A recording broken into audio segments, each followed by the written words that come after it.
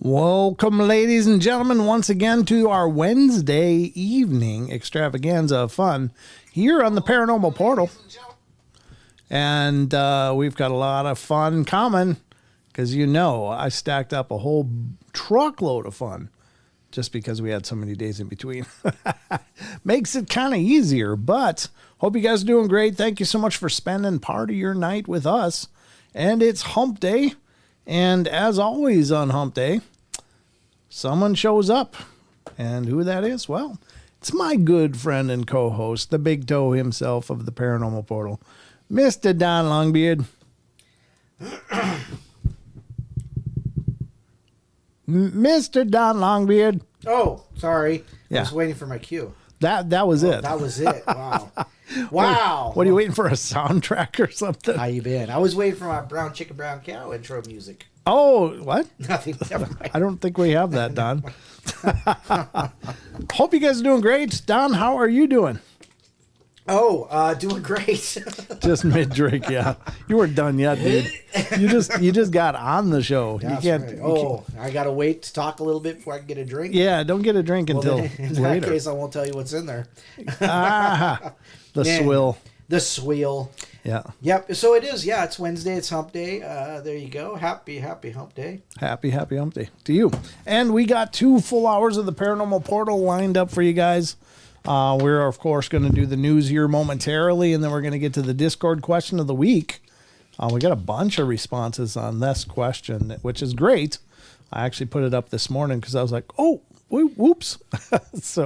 But you guys were all over it, and thank you to our Discord community for rallying and offering your opinions. I appreciate it a bunch. And then we'll get to some other crazy paranormal stuff, including ghosts that use phones. Ghosts that use phones? That's right, Don. No way. They might just call you. You never know. Who are you going to call? Why would they call me? I don't know. You're the one with a full family freezer. Yeah, that's true. A full 5 family freezer. 5 they families. All fit in there. Don can fit them all. I don't know what kind of families he's fitting in his freezer, but anyway, He's got it all lined up.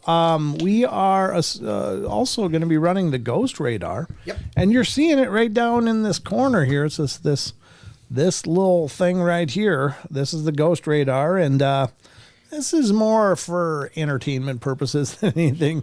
I'm not trying to sell you on the fact that if it detects something, it's definitely paranormal, but it may be, because it's using the computer's wireless magnetometer to look for EM anomalies. A wireless magnetometer. Yeah, well, everything that uses wireless in computers has a magnetometer, including your phone. You know what else has a magnetometer? Do tell. A microwave. A microwave, yeah. Well, nobody's running the microwaves, though. Well, maybe that's what 5G is. Maybe.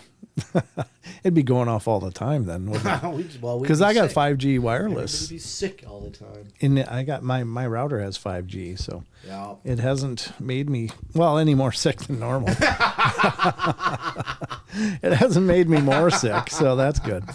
But lots of things. Yeah, that's right. You're right, Batman. It's a magnetron. I'm sorry. Oh, magnetron. Ah, okay. Magnetometer is the other thing. Magnetometer. Now, again, it's not indicative itself of verified paranormal presences, but it could be an indicator. So we'll keep it running and see what pops up, if anything. And again, just looking at this on the screen, I'm moving my mouse over the actual radar. And if you see dots up here on the top half, that means it's past the monitors and camera, or at least on that side of the room. It's keeping its distance. Yeah, and if it's on this bottom part here, that's right in our neighborhood. It's probably right in my damn ear. Yeah, you never know. Whispering sweet nothings to you, Don. Yeah. Well, somebody needs to. Well, it's a tough job, but someone's got to do it. It might be a penance from hell for all we know. That's true. But anyway, that'll be going throughout the show. We're going to do, as I said, the news. Going to do some ghostly phone calls, stories. And then we're going to do some of the Cryptid Corner. We got a few listener emails that were sent in to... nice. Not to us, to Sasquatch Chronicles. What's with that guy? Well, he's just a popular man. Yeah, whatever. He gets lots of attention, especially with people that have experiences. So he gets lots of action. Hey. Especially with people with experiences. Hey. See how if you just change one word, it changes the whole meaning of it? Yeah, well, if you change the inflection, it just becomes a whole different story. But anyway, let's get on with it, Don. Should we get to some news? Let's get on to the news. All right, here we go, ladies and gentlemen. We're heading to the Paranormal Portal news desk.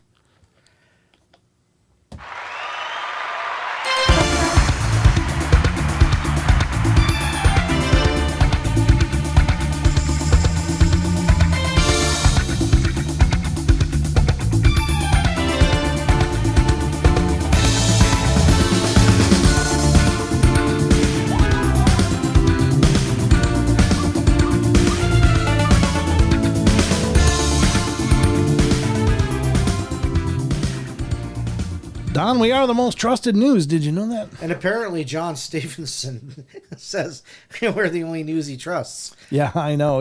Boy. He says that every intro. I think we got him at least buffaloed. Well, we're just about as credible as most of them out there. That's true.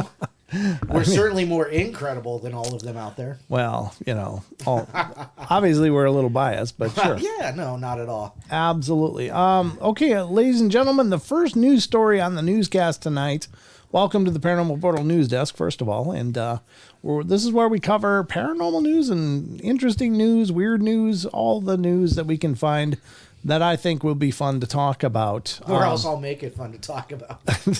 Yeah. Or Don will drag us quickly into the gutter, and I'll be fighting to right the ship. Because this honey badger don't give no. Yeah, no, yeah. All right, so the first one up tonight comes from a site that we know and love here on the portal. And this is unexplained-mysteries.com. Please head over there and support what they're doing. I love this site. They do a great job. So let's see what they got up to bat first. And the first one up is actually a lake monster report, Don. Well, it's not from Wuhan. That's at least good. No. Oh, a lake monster. Monster. Why was I reading that Nessie? I was literally seeing Nessie captured on camera.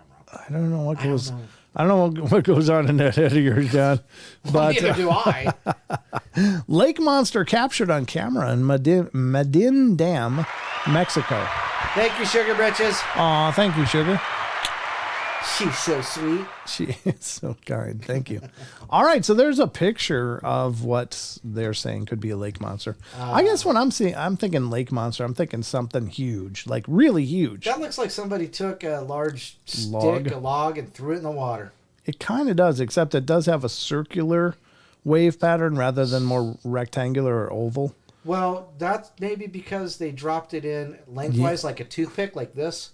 Lengthwise. Oh, and then it just hit the bobbed water up. and it popped up. Could be. Yeah, I don't know. And from the air, because if you look at the ridges of the water behind, it looks like it's being pushed by like a rotor, like a disturbance from a helicopter. There's a disturbance in the force, Don. Let's see what it is. All right. Police in Adizapan de Zaragoza have reportedly been investigating sightings of a large creature in the water. Local news report has been doing the rounds this week, concerns the alleged sighting of a large silhouette that was photographed in the Medin Dam in Mexico's, they gotta say that again? Medin Dam. In Mexico municipality. The image was published on March 19th on the websites of the local town hall. Some believe it shows a creature described as a dinosaur. Wow. Yeah. How do you get a dinosaur? That's a stretch. That's a stretch. Looks like a toothbrush, for God's sakes. I mean, really, it's thin, and then it's got a bundle on the end there. Yeah. Whoa, that's the cats. Yeah, the cats are having a day. Yeah, they're wrestling. The local legends say inhabits the water of the lake and looks over the surrounding area as a kind of protector. So that's their protector, Don. Huh. All right. At the request of the citizens, the government of this place will carry out patrols in the surroundings of the place to clear up the mystery, the website states. It's a lot of place. That's a little redundant, isn't it? As things stand, no definitive explanation for the image has been forthcoming, though skeptics argue that the monster is more likely to be an ordinary native species of animal that lives in the lake.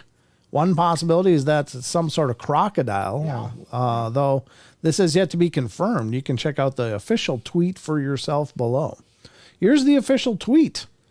And it says, Vecinos del área circundada. Oh, well, kind of. I think I did okay. I was trying to be more worldly. Did I pull it off? I'm not making fun of Spanish for the record. I did take Spanish in school, so I love languages, honestly, but I'm just not good at them. I'm not even good at the one I was born to speak. I speak two languages. Yeah, good English and really bad English. Yeah, it's actually bad and badder, but whatever. Bad and badder. Yeah. So, is this a lake monster? I'm not convinced.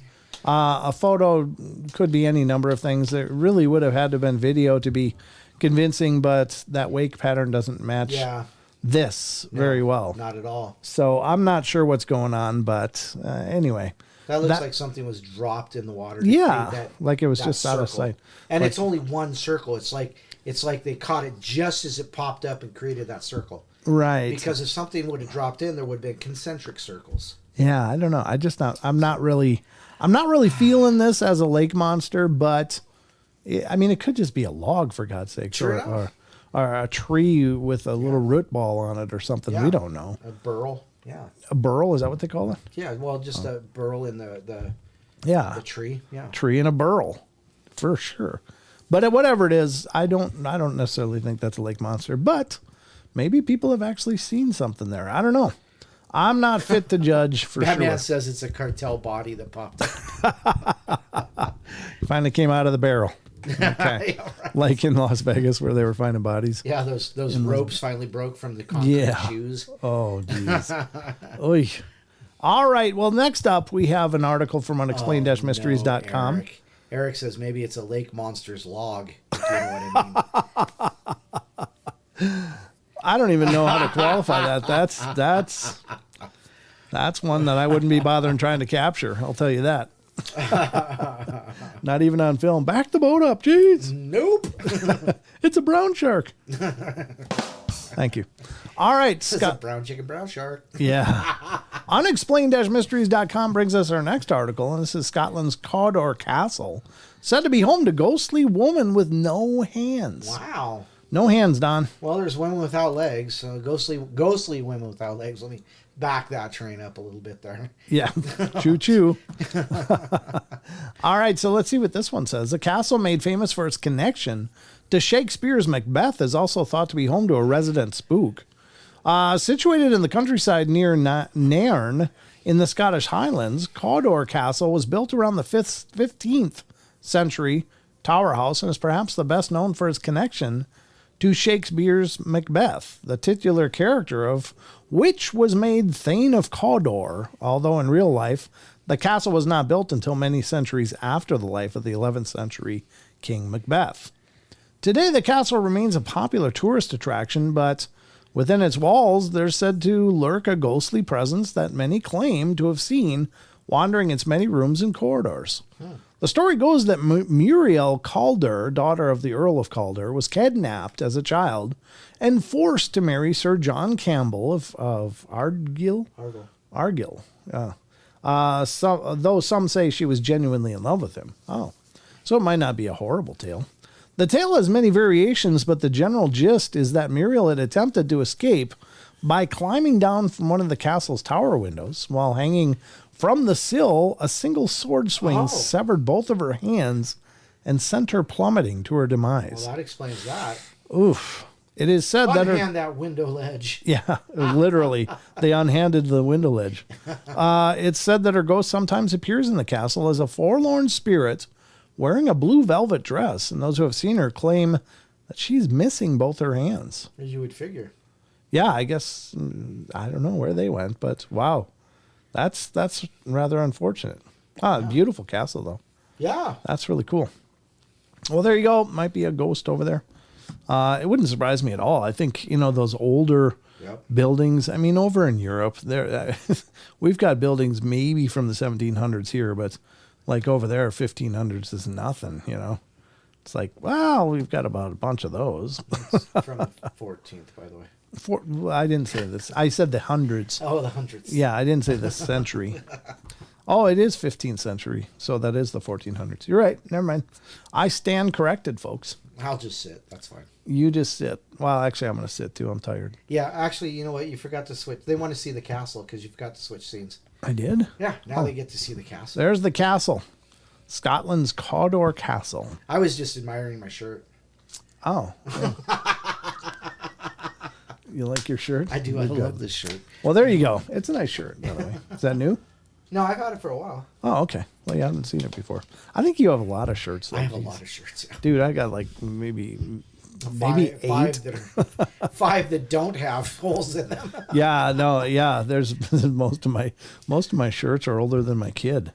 It's like, geez. Right? Yeah. All right, so there it is. Hairball. I was raking leaves today, so you have to excuse me. And it was really dirty and dusty. and it's going to be a long night. Probably for all of you. For me, it'll go fast as usual. I'm just going to sit over here and giggle some more. Well, that's what you do. That's what I do. That's Don's job. Don is our human laugh track. All right. Oh, hold on. I got a cough. I would have just not muted. All right, here we go with the next article, ladies and gentlemen. And this is also from unexplained-mysteries.com. And it says, U.S. Air Force once investigated case of alien who made pancakes for the witness. Hey, what are you doing in my house? Well, I'm whipping up some breakfast. My God. It's been a long journey. Never mind. Come on in. I've always said if you're going to have a haunting, you might as well get one that can drag around a vacuum. Well, aliens, if they stop in and make breakfast, that's okay, I think. There you go. This is a McRib. Guess what that's made from? Yeah. I wouldn't recommend the sausage, though. Like, why do the sausages look like donuts? It's fresh from the tree. Think of it as calamari. Yeah. Oh, Yeah, of course, I'm speaking of cattle mutilations, and anal cores, in case anybody's wondering. Somebody's out there, what is he talking about? Sausages look like donuts.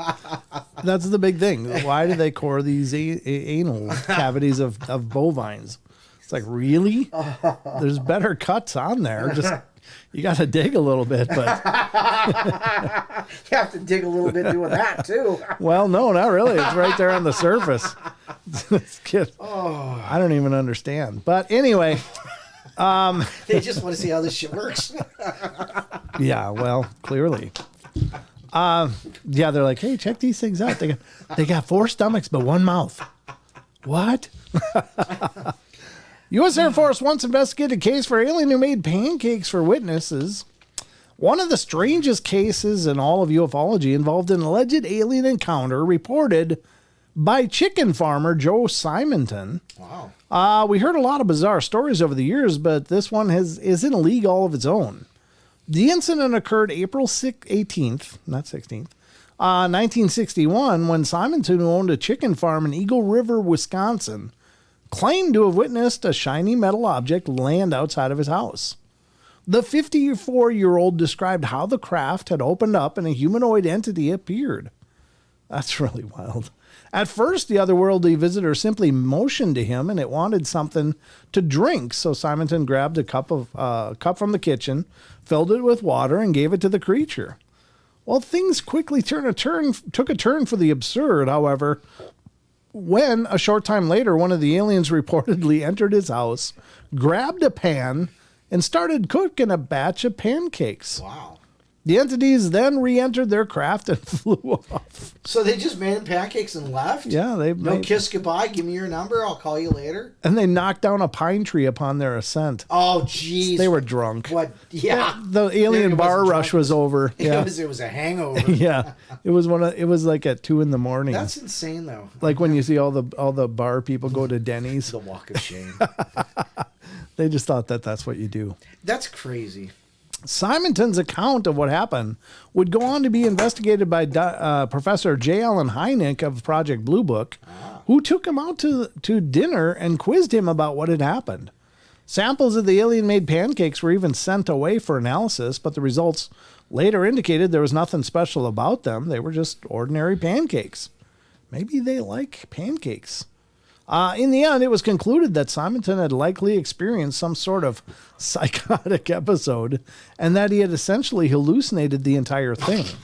Wow. How's that for a slap in the face? Right, no doubt. The conclusion of the Project Blue Book record card for the report is that Simonton suffered a hallucination followed by delusion, wrote author Charles Lear. This is a rare instance in the Project Blue Book files where a witness's mental condition is used as an explanation. Whether or not those in the flying saucer community agreed with that explanation, the Air Force couldn't be accused of ignoring the case. Well, there you go. Well, they did address it, and honest to God, that's one of those way out there. It's like, really, you came all the way here just to make some pancakes, and then leave, and knock down a pine tree? I don't know. I don't know, folks. I think, Project Blue Book, I don't think was ever meant to establish the phenomena. It was more to explain away most of it, I think. But anyway, there you go. I don't know what to say about that. Do I believe it? Not much, but it's kind of hard to get your head around. What do you think, Don? Did somebody make pancakes for the Simonton guy? I don't know. That's just really, really weird. That's the first time I've ever heard of them being very benevolent. Yeah. Kind, even. Yeah. Here, let me make you breakfast. I know you're going to be blamed as... It almost sounds like a Men in Black kind of encounter, like... And then they came in and made pancakes, and then you just look dumb. Like they did it on purpose just to make them look stupid. Right, exactly, yeah. I don't know. That's a strange one. Don't know, yeah. I got no explanation, folks, but I'm just here reporting the news. So unexplained-mysteries.com brings us the next one, which is Aftermath of Notre Dame fire continues to reveal its secrets. Oh. Yeah, apparently they found hidden passages and stuff. No way. Yeah, way. No, really, Don, they did. The fire that tore through the iconic Parisian landmark was undoubtedly devastating, but there's been a silver lining. When the news broke that Notre Dame had been shrouded in flames back in 2019, countries around the world united in expressing their sadness and dismay. Fortunately, though, the fearless effort of the city's firefighters, the historic building was eventually saved. However, the damage caused by the fire will still take many years to repair. On the plus side, archaeologists working to help restore the building have been making some interesting discoveries on the grounds, such as unearthing last year of several tombs dating back to the 14th century that were found beneath the cathedral spire. Now researchers have made another discovery, and this time the actual walls of the building itself. Turns out that the builders of Notre Dame had used thousands of large iron staples to help strengthen the stonework, thus making the height of the iconic cathedral possible. These iron fixtures are now thought to predate the other earliest known examples.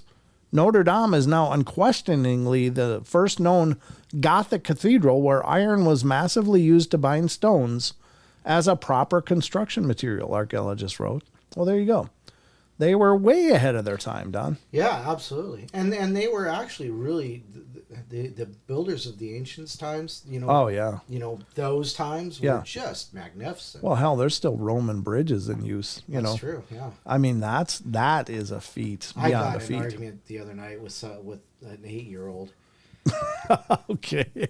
You know, a triangle is the most sturdy shape in the entire universe, right? I said, well, what about the arch? What about it? Which is more sturdy, do you think? Well, the triangle. Do you think so? Well, yeah. Well, the only reason is because you can actually put more triangles together to make it stronger. Sure. Like your roof. Oh. But the truth is an arch as a singular piece Yeah. is stronger than a triangle as a singular piece. Yeah, I'd agree with that. Well, that's cool. Did you win? No. Poor Don. I didn't lose, though. You didn't lose. It was a draw. No. Don argued an 8-year-old to the draw. You know what I find really interesting about that Notre Dame fire, though? What? Michelle Obama was floating past on the Seine as it was burning. She was what? She was floating past on the River Seine. What was she swimming in there for? No, she was on a boat on a cruise swimming. It's fish sacks. Yeah. No, it's amazing how she just happened to be, going right by it, watching the fire, go, hey, having a drink on the cruise ship. I tell you what, first ladies get all the front row seats. Apparently so. What was she doing there during the fire? I don't know. How did that just happen to happen? I don't know. Anyhow, let's get back to the rest of this. I don't know. I have no idea. There's some things I'm just not qualified to respond to. What is Michelle Obama doing on this end? I don't know. she's taking one of those famous vacations. Yeah, well, they all do it. Might as well live the good life.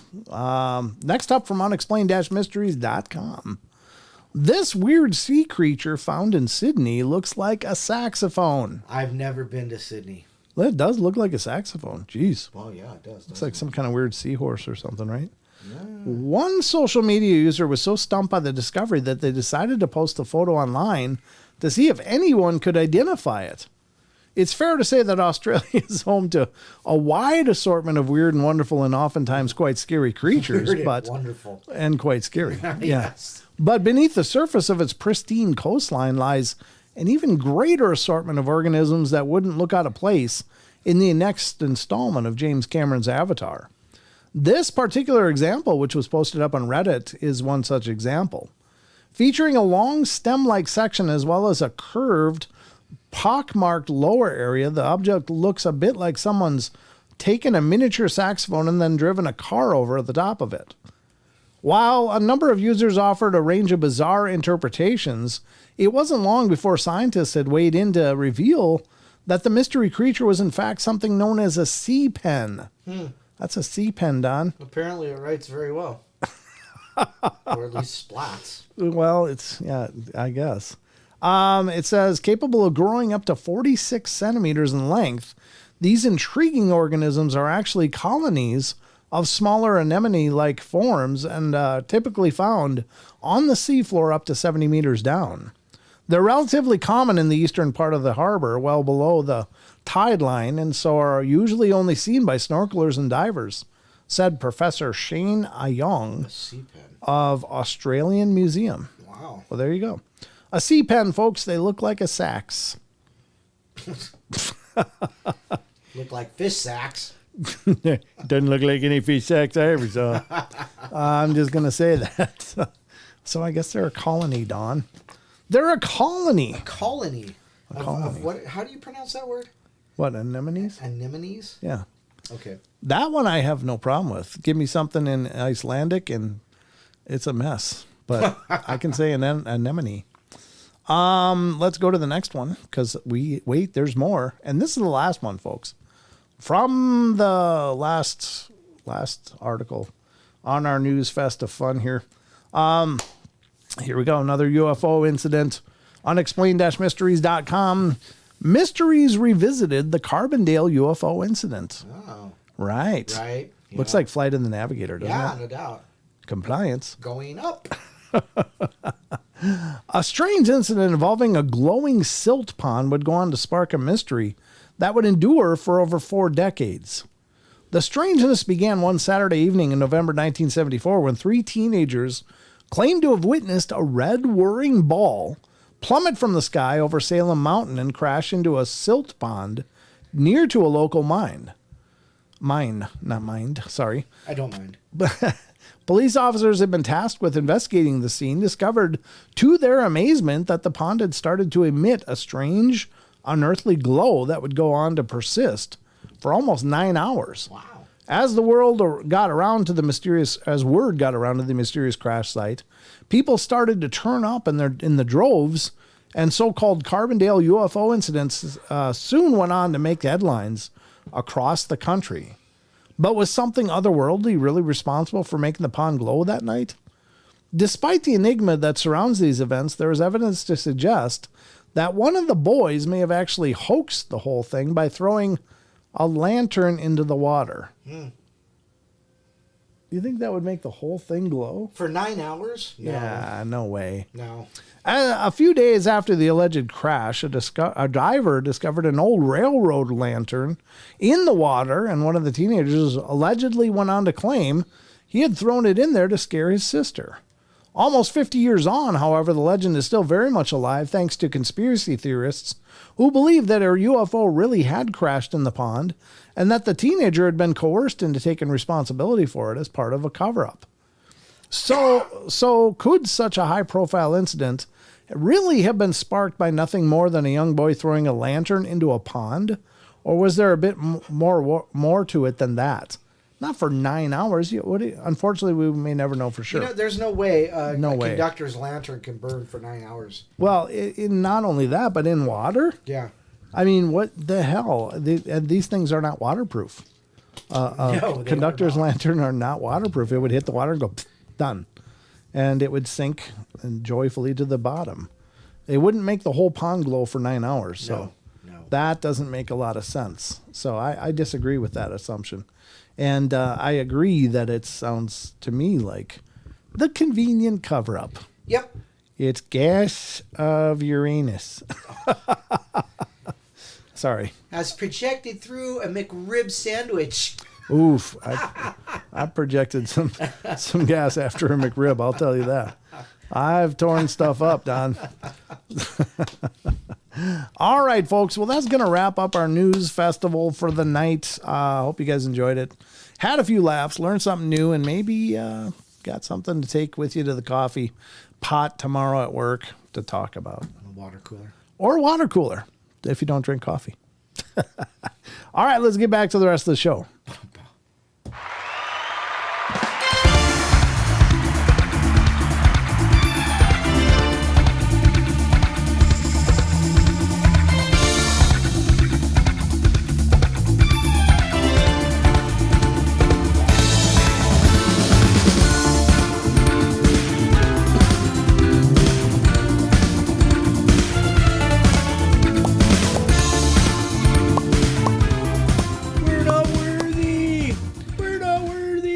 What are we not worthy of? I don't know. Oh.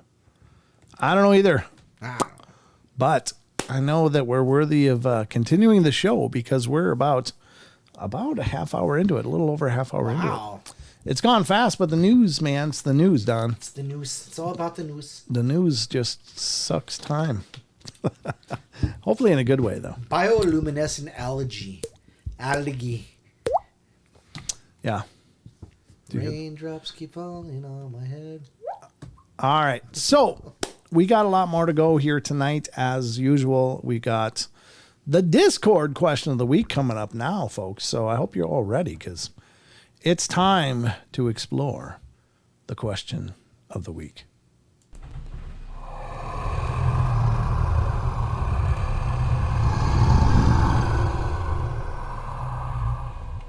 Bada boom, Don. Bada bang. Bada boom, bada bing. All right, so welcome, ladies and gentlemen, to the next segment of our show, which is the Discord question of the week. And what, you ask? Yes, we have a Discord server. It was been live and active and for quite a while now, actually, several months. And we've had a lot of you turn out over there to be a part of it. But if you're not familiar with it, then by God, Don will put a link in there, won't you? Yeah, as long as my... I told you my tech is messing up, man. Don is all untechy tonight. Discord. Bloop. There it is. There it is. So if you're a Discord user or would want to become one, I want to be a you too could join the Discord server. And did you post a link? Oh, there it is. Fine link. It just took a minute to get up over here. So we'd love to have you become a part of it. But the Discord question of the week is where we post a question, a paranormal geared question, whether it's cryptids or UFOs or ghosts or strange phenomena or any number of things. Pose a question to you guys to get your feedback. And we've also received some questions from some of you out there, and I appreciate that. If you have a question you'd like to see featured on the Discord question of the week, send it to me, paranormalportalradio@gmail.com, and I will post it on your behalf for everyone to respond to. But this one I came up with for tonight's show. So before every live show, we'll pose these questions in order to get your feedback because in the paranormal, there's no wrong answers. Nobody knows what the hell's going on with any of this stuff for sure. A lot of ideas. I've got a few of my own, but nobody knows. There's no settled science on this stuff, let me tell you. So this question of the week was posted this morning, and we've got several answers, but or at least responses. And let's go into those now. Sweet. All right, Don. The question of the week for Wednesday, 3/22/23. There are seemingly more and more claims of UFOs in the recent years. While it seems likely that a portion of these sightings is probably astronomical phenomena or technological advances from both government and civilian sources, which have been misidentified, There are still. there are still many unresolved sightings, which seem to suggest there's an increase in these visits. Do you believe we are being visited more often? And if so, do you have any thoughts on what could be the reason for the increasing sightings? Paradox fossils. I believe they have always been here since before a human body was created, and they created the human body as a new body to use in the realm we call 3D Earth. So, we are them with amnesia. Interesting idea. Yeah. We are the aliens, says Comet Man. Gosh, I haven't heard from him for a long time. Oh, Lewis has been weighing in lately. Oh, how's he? Good. We are the aliens, just born as humans with abilities we're not allowed to tap into. Think of indigo children, etc. Those are more targeted for visiting to check on them. Okay? Keep them focused on their mission in life. Just here and there, 66. I too think they have always been here. My goodness, it's Wednesday. But knowledge or sightings of them is increasing. I believe there is something going on with the aliens that the push to reveal themselves to the people of Earth, which was a funny show, and what their agenda is coming from some entity or entities that they answer to. The bigwigs are coming, and the aliens didn't do what they were told to, like stopping any abductions or experiments in the form of human inform humans of their presence and do business with us.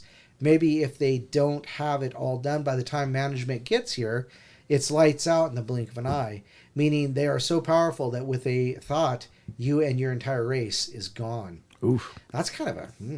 Wow. Android Paranormal. Hey, Android. Yes, they're visiting more often, but it seems abductions are maybe less often. The most compelling abductions with the most evidence took place before 2000, or at least before 2010. Mm-hmm. However, some of the increases is just a different perspective today from our increased ability to watch document the sky, because there are now hundreds of modern day photos and videos thanks to the advancement of cell phone cameras that are still not really worth anything. Those will only continue to become better now that the telescope cameras with 10x optical zoom starting to be put on cameras only 3 years ago. So a lot of the increase is from everyone now starting to have better cameras and actually thinking to take more video, a video more than seeing something strange. Yep. When seeing something strange. However, it does seem that there have been an increase in the 1940s. There's an increase in the 1940s and has gradually increased more and more ever since. And likely because we blew up our first nuke in the early 40s. So the aliens realized the kids found some matches. So they kept an extra close eye on us, and more with the higher our technology evolves. They likely don't want to leave us unattended for extended periods of time, then come back to realize we discovered something that puts us nearly on the same level, and we could actually present a threat if we decide to be hostile towards them. That's interesting. Like shooting balloons out of the sky or other unknown objects? It's still going to be like us shooting rubber bands at them. Yeah, probably. I don't think that they're that close to us. So, sure. But anyhow, Luna Moonicorn says... Wait, you missed Virgil. Oh, did I? Yeah. Oh, goodness. Virgil B. Yes. My apologies. Once again, for me, the measuring stick is the Bible. Most paranormal book. We are watching the end times unfold before our very eyes. I believe that the technology that has been witnessed for many decades is the result of a rebellion of the heavenly host. Mm-hmm. The division of nations at the time, the Tower of Babel, and the mixing of those beings with mankind.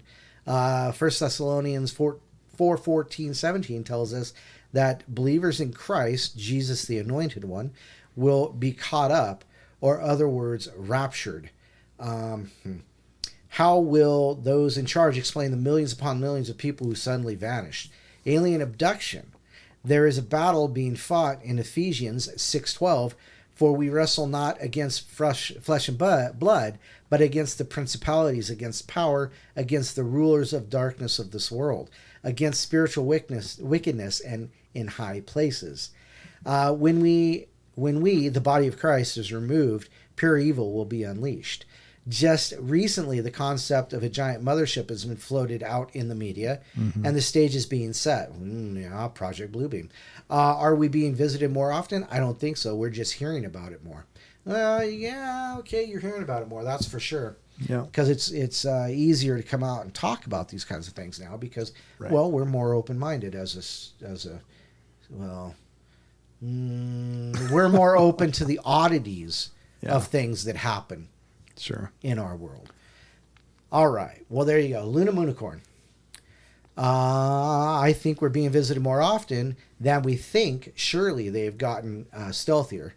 Perhaps it seems we have less abduction stories now because they have gotten better at it. Quite possibly. Good point. If highly advanced civilizations can come here, they can surely grow and adapt their technology as time progresses, just like we do. You're right. This may mean we're being visited more, and what is seen is minuscule compared to the number of visitations.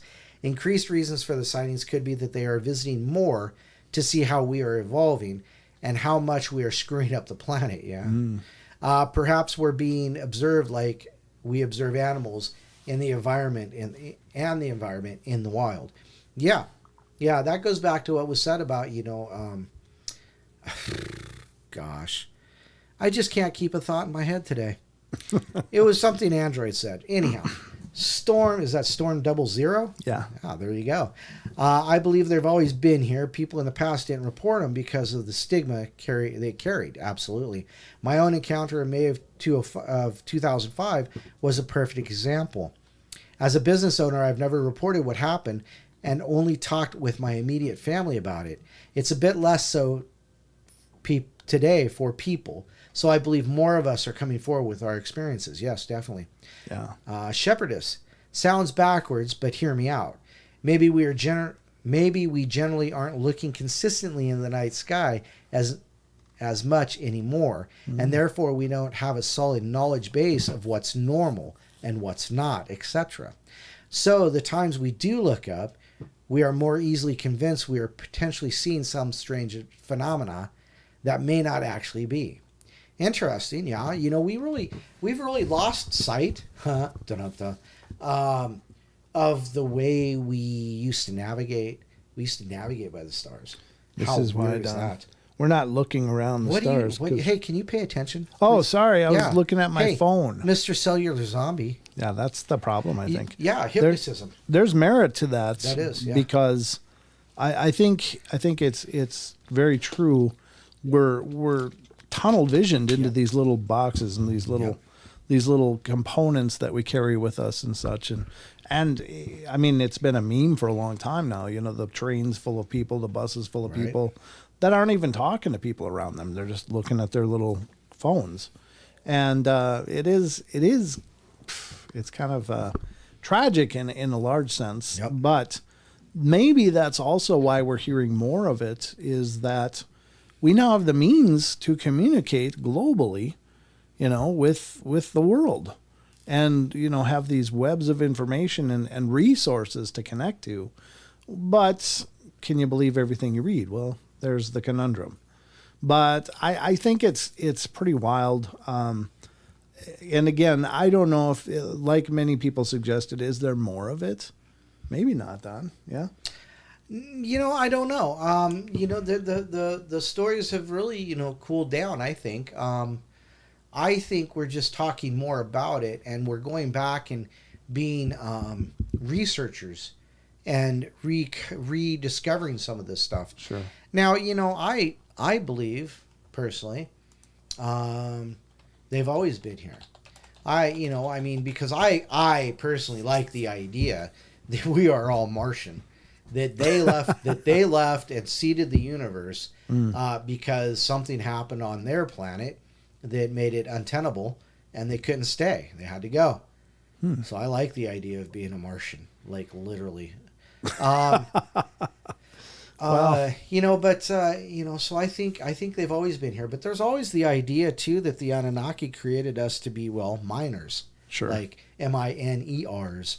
Yeah. You know, to mine gold, because gold is universal, galactic wide. It's what Sure. makes the galaxy turn, if you will. Right. So, you know, it could be that as well. I mean, that I could see that. You know, you've seen the movie Stargate, right? Oh, sure. That's basically the same thing. Yeah. It's basically the same thing. They were slaves to the Yep. Anunnaki. You know, Yep. The Egyptian pantheon was actually these extraterrestrial. Yeah. Yeah. And, you know, I mean, God only knows, really. It's certainly, I don't pretend to know. I guess the thing for me is that they seem that I've seen it. So the news is settled for me that they're definitely here. I just don't know why. And I've heard the theories, of course. Oh, they're genetic engineering. They're they can't breed anymore, or any number of possibilities. Are they, these caretakers? Is this a prison planet? And who knows? But the nice thing is that sometimes they do seem to get involved. And certainly in the ancient history, it appears that could very well be the case. But also in more modern times, where they're intercepting nuclear tests and shutting down missiles and stuff, just showing that they can. Right. And that to me is pretty awesome. It's like, wow, good. Someone's being a big brother here, because, we're a bunch of monkeys with, with hammers, running around hitting stuff. And unfortunately, the wrong people have the biggest hammers.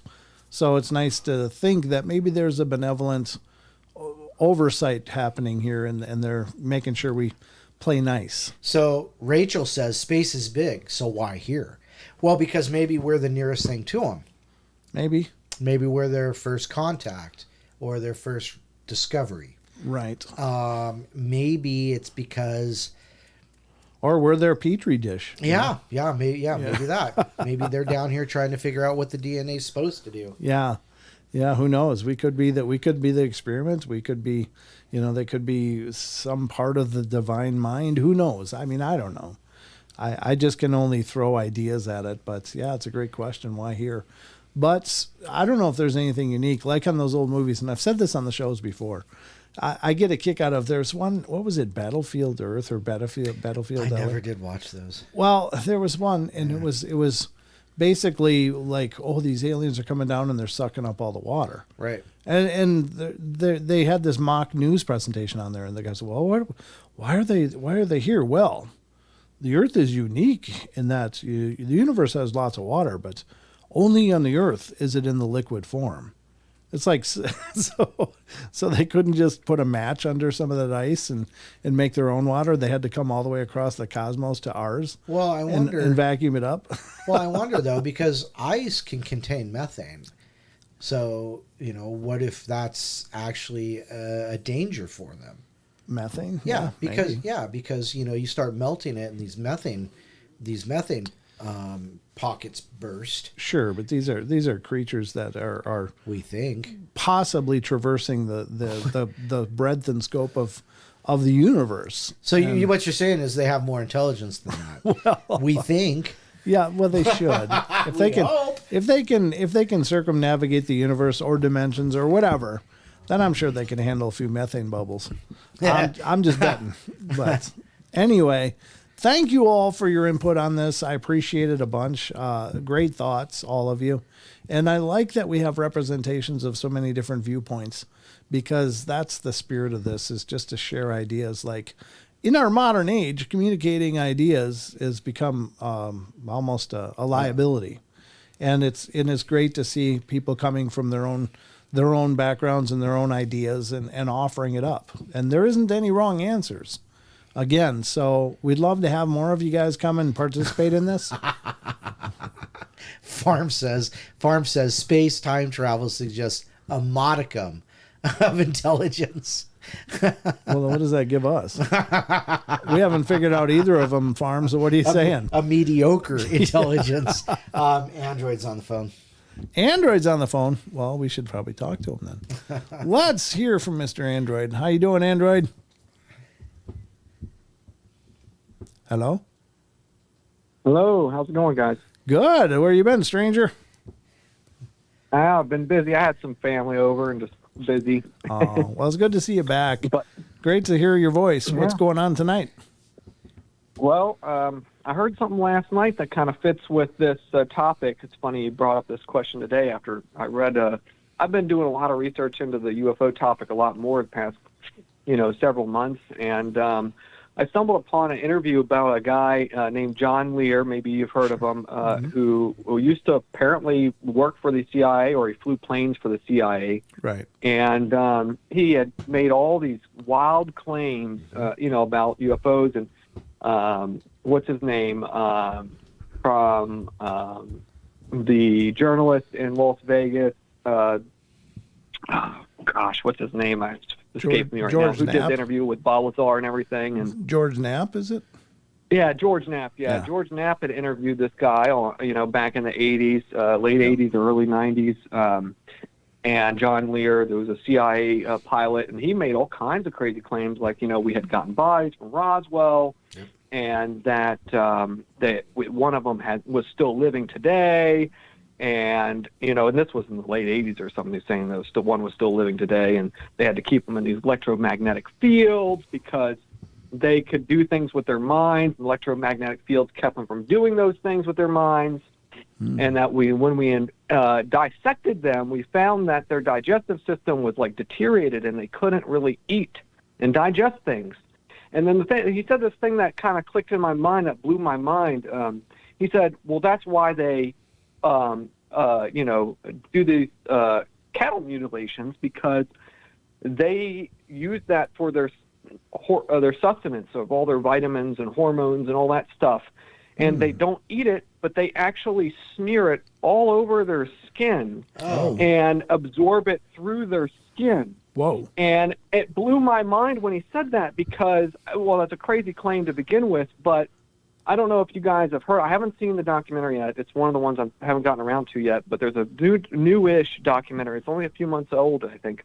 That's just been released by James Fox called... I don't forget the name of the documentary. I'll have to look it up. But it's basically it's called the Roswell of Brazil, and it's called a place called Varginha, Brazil, where a craft had crashed.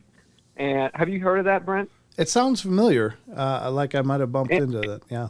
Yeah, and you gotta watch it, man. It's even just the trailer is like freaking mind blowing. And I've listened to James Fox do some interviews about the documentary after it released a couple months ago, and it's wild the amount of eyewitnesses he got to speak with them in Brazil, and how emotional they were, and it was unbelievable.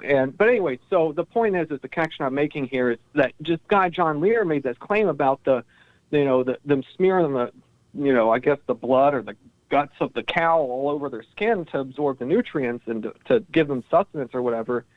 And in that documentary, a young, like 18, 20-year-old young military guy, had captured one of these creatures from the crash, and he just captured it with his bare hands. Like because a notice was put out to all the military officials, for Brazil. There was a crash. Please keep an eye out for anything strange. They didn't really say what to keep an eye out for, but they were just out doing a patrol, and this little, being, like alien-looking being, ran across the road, but it was like acting like really lethargic and like it was sick and hurt.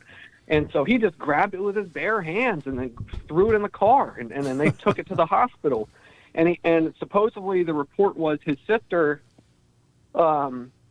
said that, and then the guy had died a couple weeks later, got a really bad infection from a cut when he captured the guy. And they couldn't, they tried everything, every antibiotic known to man. And they interviewed, I think, a family member of the doctor who treated him, I think even the doctor off the record, and they couldn't save him and he died. But anyways, there's all kinds of, you'll have to see anyways. So, but when he captured him, the sister of the guy who died who captured him said that he was like slimy and stunk and all over his skin. And I'm like, oh my God, this guy John Lear just, saying that they smear these cow guts all over him. And then you got this case in Varginha, Brazil, where they supposedly captured one, and it was covered in this disgusting stuff, and it stunk really bad. Huh. Wow. Yeah. That's interesting. And so maybe that's why they're coming here, because they need our cows. Why don't they just take some with them? Wouldn't it just be easier? Pack a lunch, yeah. Well, wait a minute. Cow rustling is still a federal hangable crime in these United States. The interesting thing, though, is that I was listening to another guy being interviewed, and I don't remember who it was, but it was another person that apparently had hands-on experience with the aliens at Area 51. And he said that his claim was that they were more like chlorophyll than blood. Like their system was completely different from our own. And rather than being more like a mammal, it was almost more like a plant in many ways. And I don't know what to make of that either. But, again, these claims are made with absolutely no substantiation. So you have to take them. Yeah, actually, I think it was a Ghost Adventures episode where they went to a guy's house at some ranch, and he claimed he killed a couple of them with a samurai sword. Yes, yeah. And they were like, well, where's the body? And he was like, well, if you don't decapitate their head, they disappear. And I'm like, this is wild. Yeah. But he had some like leftover, whatever bodily fluid from him on the sword that he supposedly got tested by this doctor, and this doctor said that there was chlorophyll in it. Yeah, I right. saw that. Yeah, and then they had the samples were supposedly disappeared, and the doctor's no longer alive. Right. Yeah, that's another one as well. I remember seeing that years ago too, and I mean, it's just one of those things. It's interesting because maybe there's bits of truth in all of it, or maybe one of these accounts is legitimate, and it's hard to know which one because there's such variations in them. But yeah, I mean, I'm always open to check out new things whenever they become available. So if you figure out the name of that, put it in the Discord, and I'll look for that to check out. I'll put it in the Discord. Yeah, this evening I can find it easily. All I have to do is basically look up documentaries made by James Fox. Before you watch that one, I would say also watch the other one he did called The Phenomenon. Okay. That one I know for sure is on for free on Tubi right now. Oh. And it basically is like him just going from the beginning of time, from like the 1940s when these events started happening, all the way to current present day, and he goes almost in chronological order, and he speaks to he interviews so many crazy people, I mean military officials, Pentagon officials, politicians, secret agents. He played an interview from one of the people that was at the Roswell crash that was told to lie, and it was just it's very credible. It's the perfect documentary to show anybody who doesn't believe or is on the fence. Sure. If you show them that, and it's hard to deny that something's not going on when you watch that. It's really well done, and that he came out with that I think it's 2-3 years ago, something like that. But yeah, I'll put both of them in the Discord. Yeah, please do. It'd be great to check them out. But yeah, brother, it's good to hear from you. I'm glad things are going okay, and that you resurfaced again, and hope you had a good visit with the family, and thanks for calling in, man. Yeah, good to talk to you guys. Have a good night. All right, good night. All right, man. Very cool. So, wow, cow feces is lotion, huh? Not feces. It's like they process the bodies of them. Like the things that they harvest, they process and make it a salve. I don't know. I think I'd rather have a steak, but I don't need. So would I. I don't need liquid cow. I'll take the muscle, thank you, not the. No. I don't know, but again, the claims are so bizarre and so out there, and I don't know. Can you give any of them merit? Probably not, but you can't say no. That's not possible. You no, can't just shut I know. It all down.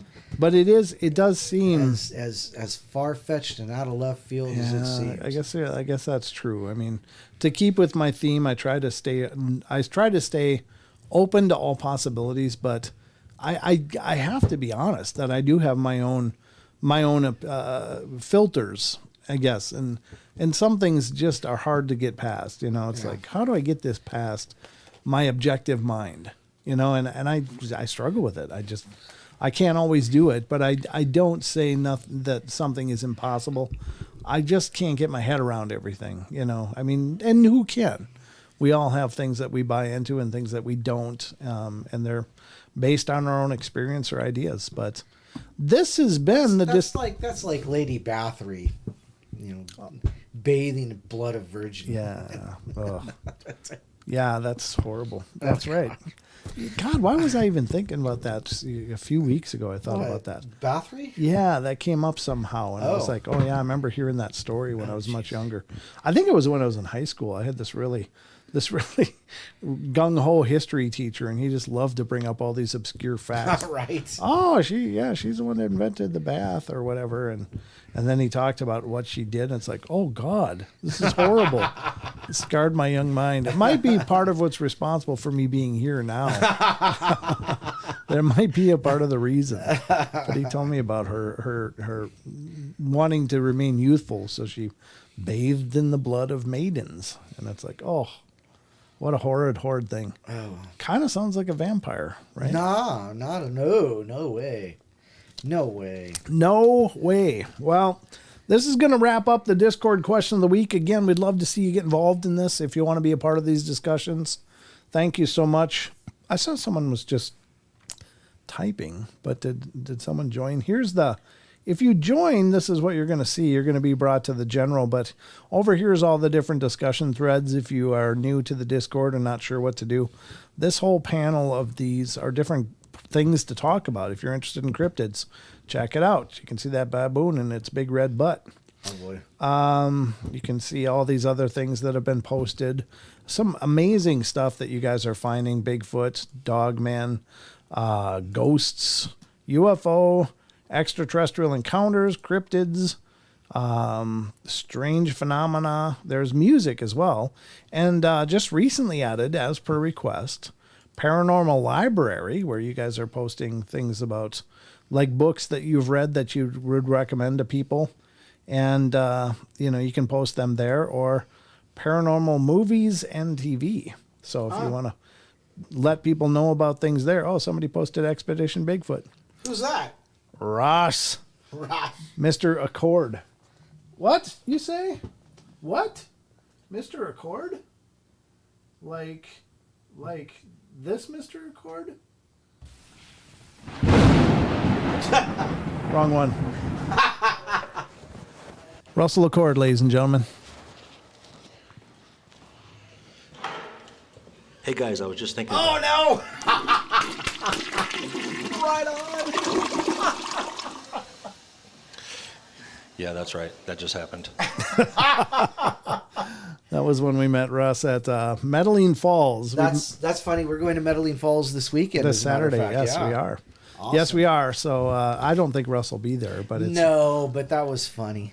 It's they're doing a screening in Medellin Falls this Saturday for Jill and Brett Eichenberg's Jill Remensnyder and Brett Eichenberg's Flash of Beauty. Flash of Beauty. Yeah. It's a documentary about Bigfoot and stuff, and it's won a bunch of awards. So we're really thrilled to be heading over there and checking it out. So trying to get out of there. That's what I get when I start messing with buttons. But I had to call up that soundbite. That actually was Russ. Yeah. And the story was, we had these I just lapel wired mics. Him up to go on stage. We just wired him up because he was going to be a presenter at a conference we were at. And we were recording some stuff. And he took our mic into the bathroom and flushed it. Said, "Yeah, I was just thinking about you guys." So, he's a hilarious guy. He's just a fantastic guy. We love Russ. But that has been the Discord question of the week, ladies and gentlemen. So let's get back to the rest of this fun fest that we call the Paranormal Portal.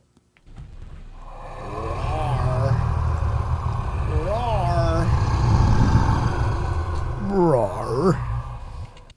There it is. Discord question of the week. All right. So we've got a bunch more to get to. We got another call. Another call? Looks like it. How absolutely cool. It looks like another call. So let's see what's going on here. And this is area code 701. 701. You're on the air. Somewhere in Fargo. Long-time listener, first-time caller today. 322. Shout out to the Skull and Bones. To the what? The Skull and Bones. Oh. Oh, is that a Skull and Bones thing? I don't know. Okay. All right. 322. Yeah, no, I got nothing. Hi, Naysay. Hi, Donnie. What's going on, brother? I just lost my train of thought. Donnie's voice. That's not that hard for you, brother. Oh yeah, my thoughts are everywhere except on the train. Well, but that's okay. It's funny because. Oh, I'm sorry. Go ahead. No, I was like, oh, that's okay. But what was on your mind? Well, listening to the whole thing about the question of the week, it made me think about some of our conversations and that. And then as I call in and then you guys talk about Bigfoot, and that was the other thing I wanted to share was my Bigfoot dream I had. Oh, please. Love to hear it. And, well, first of all, I just want to say hello and hi to the chat and happy equinox Gregorian calendar day. Absolutely. But hope everybody's excited about the days being equal. And now we're on the precipice of spring. Touch wood, knock on wood, that those Anunnaki say, yeah, we'll let them have spring this year in the Northern Hemisphere. But my Bigfoot dream. Sasquatch dream. So I had this dream, and it was weird because I had no physical form in the dream. So it was almost like I was present and watching this occur. But what it was a family of Sasquatch, and they were walking through the prairie, and they came upon a herd of bison. Oh.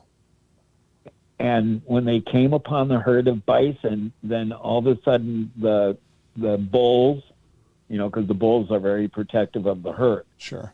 So then all of a sudden the bulls all like ran into kind of like a line in front of this family of Sasquatch. And there was probably, I'd say maybe like 8 of them, of the Sasquatch. Okay. You know, and then they had like a standoff, like a Mexican standoff. Wow. And there was like one huge bull, which would probably be, you know, like head bull. Right. You know, he kind of steps forward, and then the largest of the Sasquatch stepped forward, and it was like they were, in a sense, challenging each other. But, of course, you know, there's no language. You know, there's like snorting and grunting and stuff like that. But I was getting the impression that they were having like a conversation through mental telepathy. And they were like just basically, the Sasquatch family was just basically saying, you know, I'm sorry, pity, forgive us. We're just traveling through. And we're asking if it's okay if we can, you know, cut through your herd. You know, and then there was like some snorting and hoof, you know, dragging on the ground and everything. And it was like, you know, I'm pondering, is this going to go down? Right. You know, and then they were like in this discussion about like, hey, we don't want any fighting or anything. You know, we just want to get through because we're trying to get south. Right. And then after this little deliberation or whatever it was, then the main bison like bowed its head, you know, and then all of a sudden, you know, just like the Red Sea by Moses being parted, the herd parted, and then the Sasquatch family just walked right through. Oh, nice. Okay.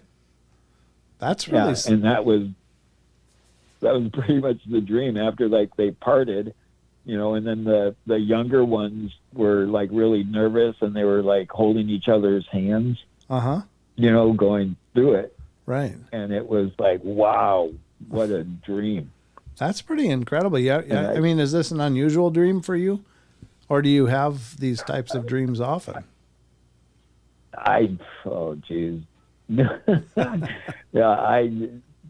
well, you know, the vernacular now is called downloads. Sure. Yeah. You know, my people, we kind of call them visions. You know, but it's lately, you know, I just did my equinox fast at the full moon.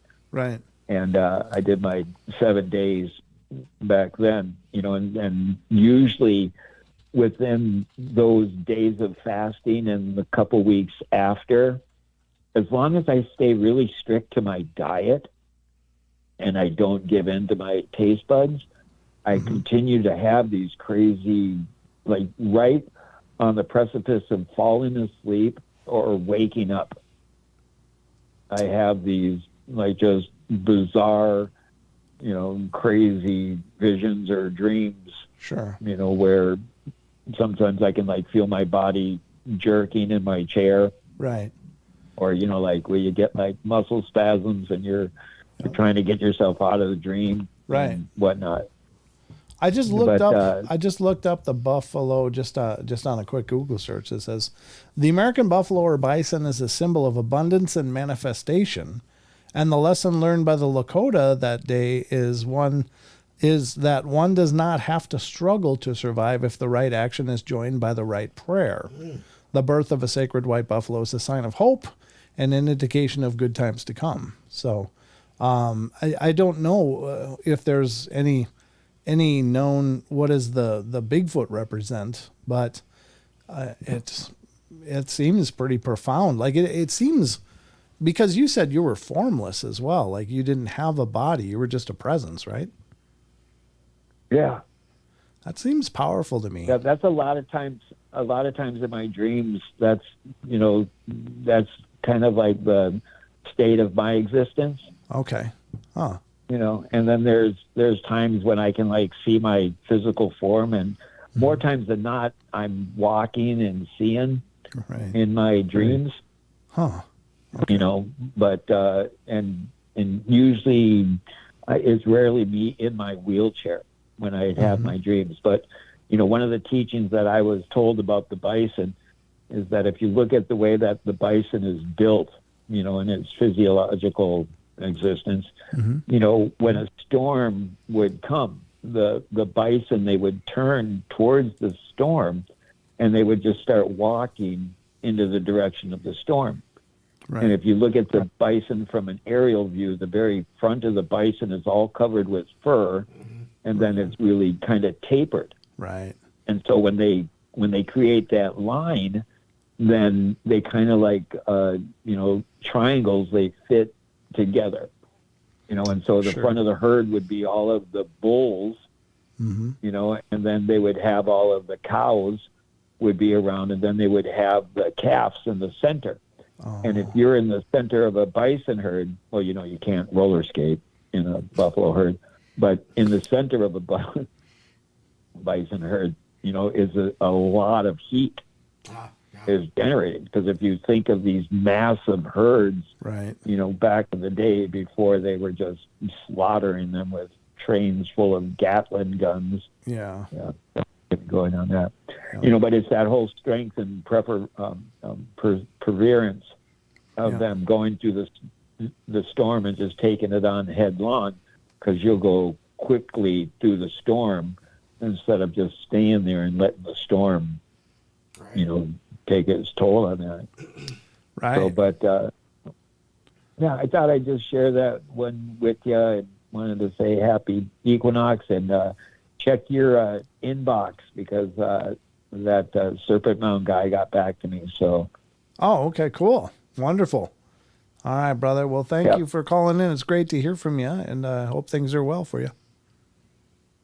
Oh, we're kind of in a low spot today. One of my cousins on the reservation, they overdosed last night. Oh, I'm so sorry. And so we're trying to make arrangements for that, and it's my grandmother, our clan, in a sense, they're dwindling, and there's not many left of the Goodman clan. Oh. And it's a little kind of a bummer. Oh, I'm sorry. That's life, and it's just, how do we find a positive attitude when we get into those times of negativity? Yeah. Because you got to share the giggles when you can, because it's too easy to get caught in that darkness. And it's always a delight in my darkness to hear Donnie's voice there, and to hear you, Brent. And thank you guys so much for doing what you guys do so well. All right, I'm still waiting for the day you guys come here and we do some Sasquatch hunting on the res. Oh yeah. Amen, brother. I'm ready. I'm willing. It's just not quite able to yet, but we'll get there as soon as we can. I promise you that. But you take care, and our love to your family, brother. Absolutely. All right, love you guys. Toodles, chat. All right. Take care. See you, bud. Wow. Yeah, that's a powerful thing. I think, I don't know. That sounds like there's a message in there. Yeah. Yeah. You know what? It makes me wonder what, if there is any, lore, deep lore, like the bison, for the Sasquatch, regarding the Sasquatch in some of those, First Nations beliefs. Yes, some of them refer to them as Big Brother, the wood people, right. Things like that. But when it comes to, like you pointed out, when it comes to bison, what it was, abundance and what was it? Was, let me get it up again. Abundance and manifestation. Abundance and manifestation. Yeah. So So it would be interesting to see if there's a correlation with Sasquatch that might have something to give a better explanation. I'm sorry, it was my ring. Oh, okay. I accidentally. Oh, okay. To give more explanation to the idea of abundance and manifestation of the bison, where it comes in from the Sasquatch. So there you go. Yeah. Yeah, that's weird, but there was a cooperation and an acknowledgement, and Yeah. it seems like a beautiful symbol, whatever it means. I just don't know for sure what that translates to, but again, yeah, that's neat. Okay, well, I promised you some ghost phone calls, and by God, I'm going to deliver, because do you hear that? I did. Did it come from out there? I think. Okay, it could be the minion then. I didn't know where it came from. Well, I know Alexa's still on. Yeah, but there's no my talking. gosh. It's just I've got 1, 2, 3 Alexas in my front room. oh, okay. They all friggin' talk at the same time. Nice. And they Okay. all have that female voice. Yeah, you can change that though. Yeah, Yeah, if you wanted to. but it scares me. 3 females talking at the same time. Jeez, stop. So sorry, but that's a scary thought. I can just tell you that if that's a good time just to shut up and listen. That's my point. Yes, dear. Yes, dear. Yes, dear. Yeah, that's a great time to shut up and listen. All right, so we got an article here from animalien.com. I think this was sent in by Rachel, as a matter of fact, I think. Okay. And thank you again for those of you that send in articles to be shared on the show. I appreciate that a bunch. Animalien is, and I know I'm mispronouncing that, they have a podcast as well. It's a great site, one that we used to visit quite often, but I don't know, I've just ended up going different directions, or, there's so many sites out there, but I've always loved their work. But this is an article from animalien.com. It's from January 7th of 2015. So it's a bit old, but it's Phone Calls from the Dead, True Stories. And I love these stories because I think these events are incredibly profound. Being as spirits, if they are indeed spirits of people that lived, then they're in an energetic state. So is it a big leap of faith to say, well, maybe they can very easily then influence electronic devices? Yes. And of course, light switches are a big thing with hauntings, as are radios and TVs coming on and off. And there's a lot of anomalies. Hell, doing just the portal. Yeah, no doubt. The computers and stuff just do funny things sometimes. Luna says, I don't want any dead calling me. I do want alien pancakes though. Alien pancakes sound actually There you go. kind of good right now. Yeah. Yeah, I'm getting hungry. But this is Phone Calls from the Dead, and I think this is a pretty bizarre phenomenon. We've covered this several times through the years. But let's take what's going on. The chat. Okay.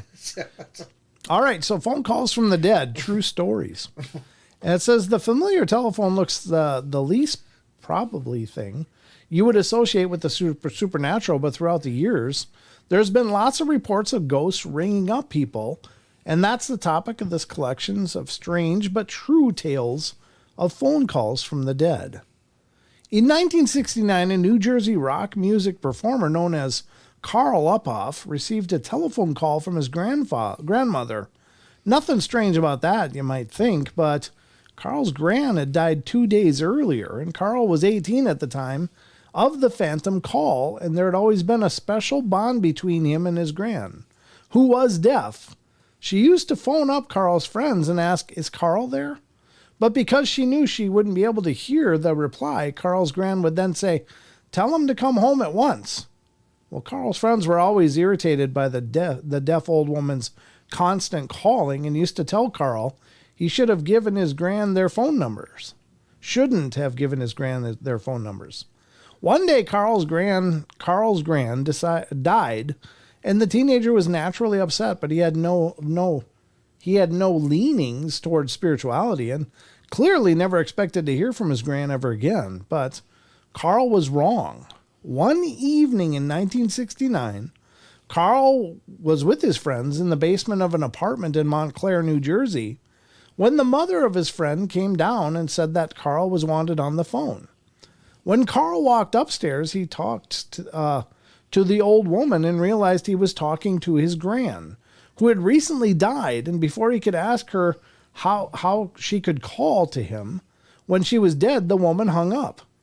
Many more calls followed, but on each occasion, when Carl's gran was asked how she was still able to communicate or what the other side was like, the old woman would hang up.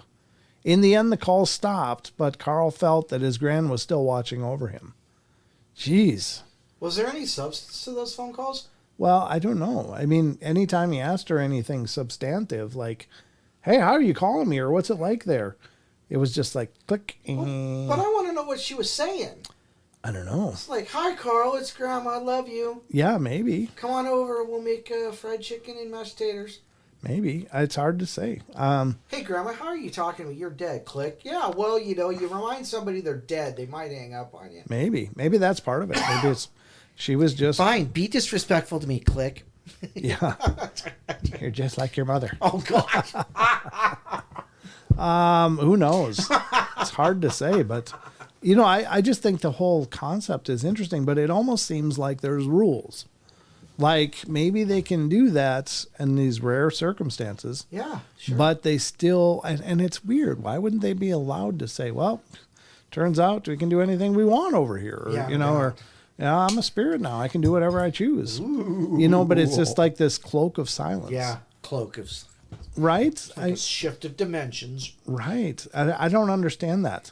It's like, why would she be able to, have these many phone calls with him, but not give him that substantive piece of information when he asks, like, wait, how's this happening? How are you doing this?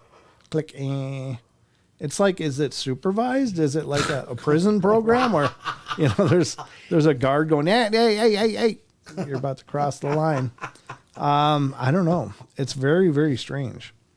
So an additional chilling phone call from the beyond the grave presumably occurred in Wilmslow, Cheshire, in 1977, when a young woman known as Mary Meredith received a call at her home from her cousin Shirley in Manchester. Mary shuddered when she heard Shirley's voice on what sounded like a bad line. It's a long-distance call. Right, because only minutes before, Mary had received a telephone call from her aunt telling her of Shirley's tragic death in a car crash just an hour ago. Again, before the phantom caller could be questioned, she hung up. Again, hung up. Ugh.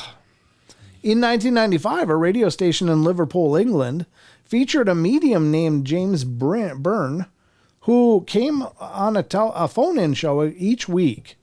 Mr. Byrne was a psychic who claimed he could convey messages from the next world and was very popular with guests.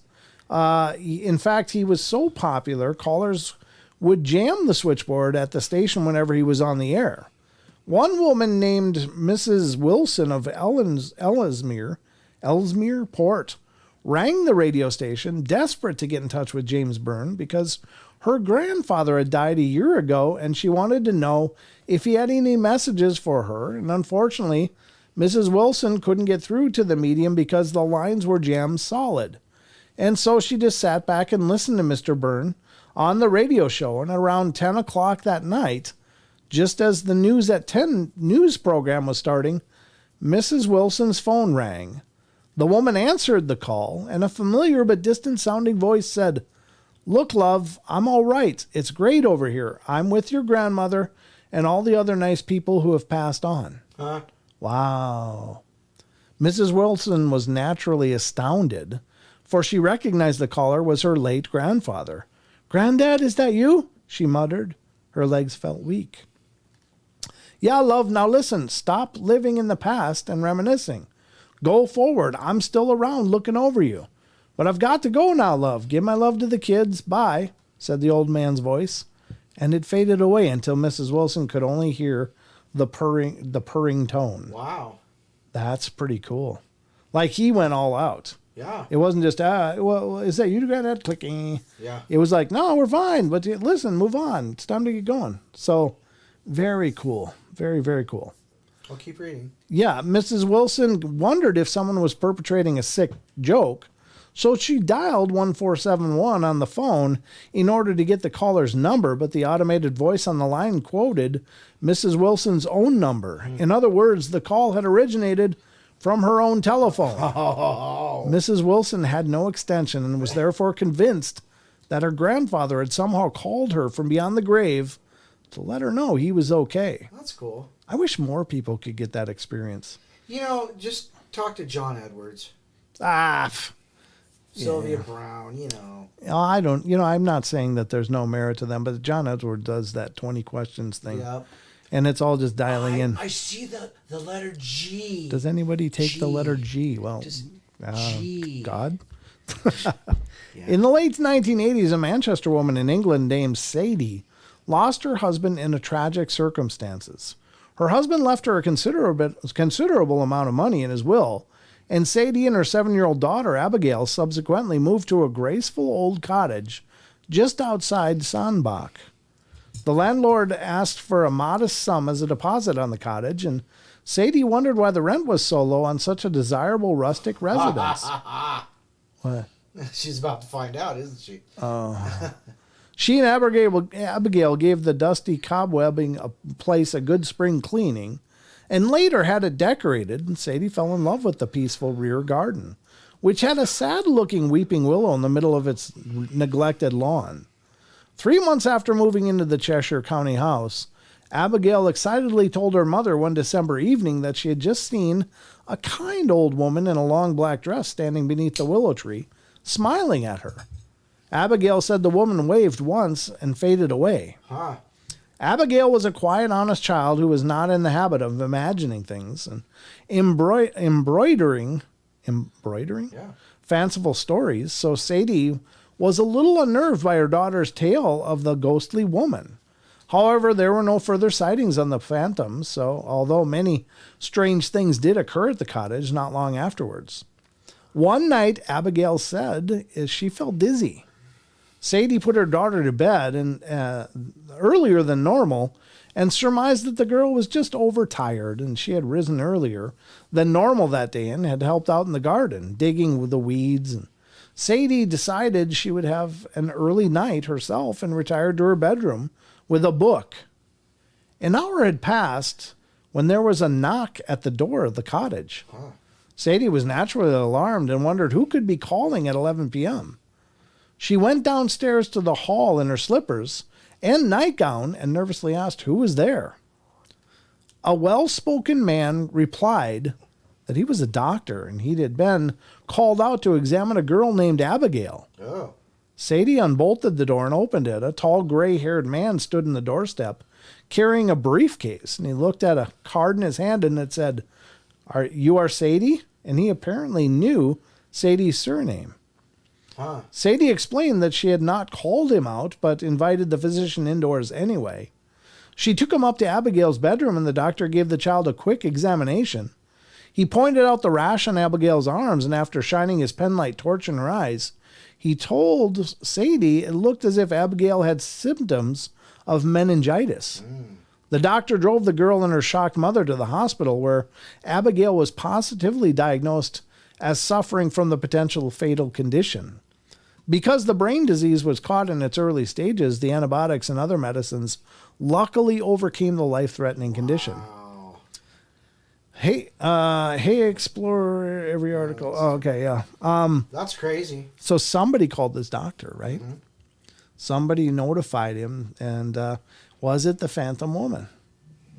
Right? Yeah, that's crazy. So, very cool story. I like those stories. I just, the only thing I can say about them is I wish more people that were in mourning would have those kind of experiences, whether through a dream.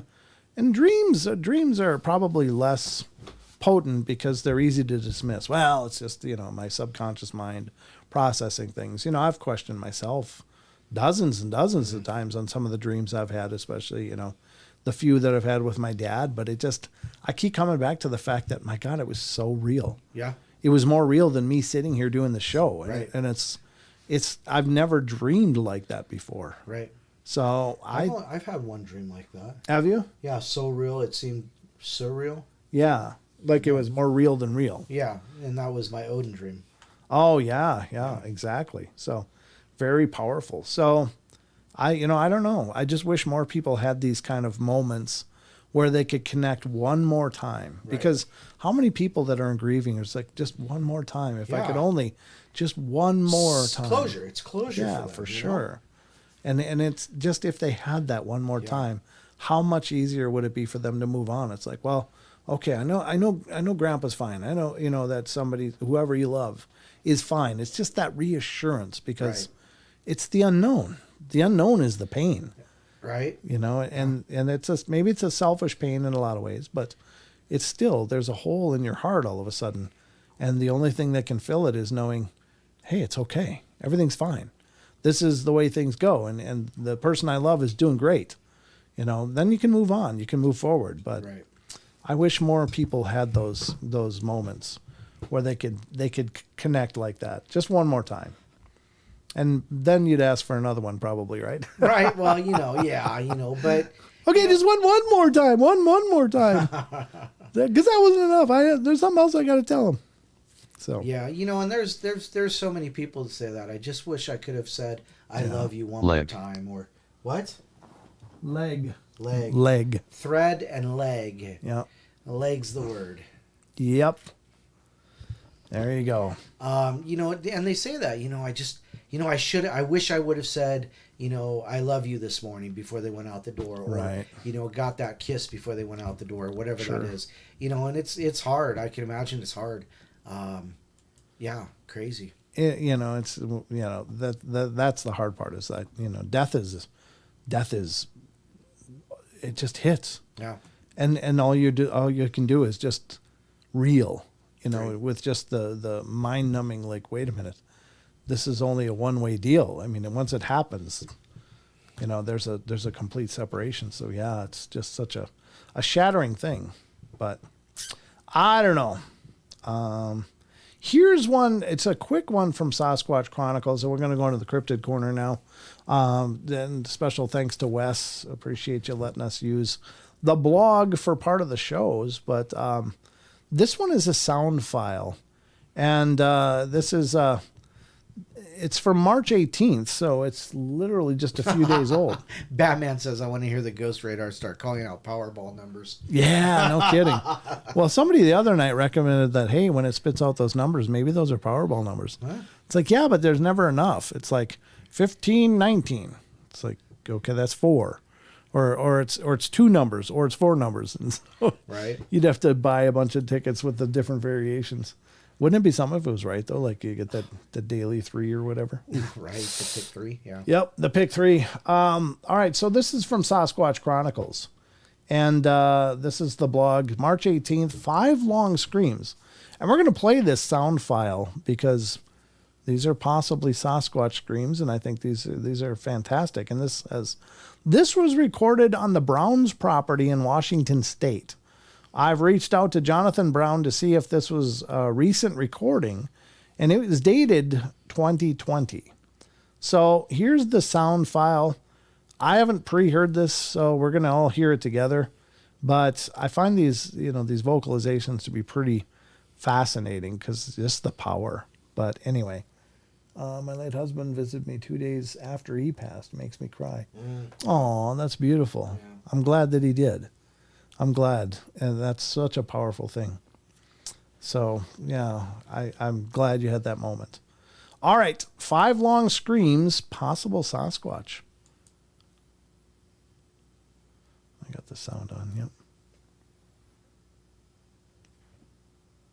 Headphones recommended.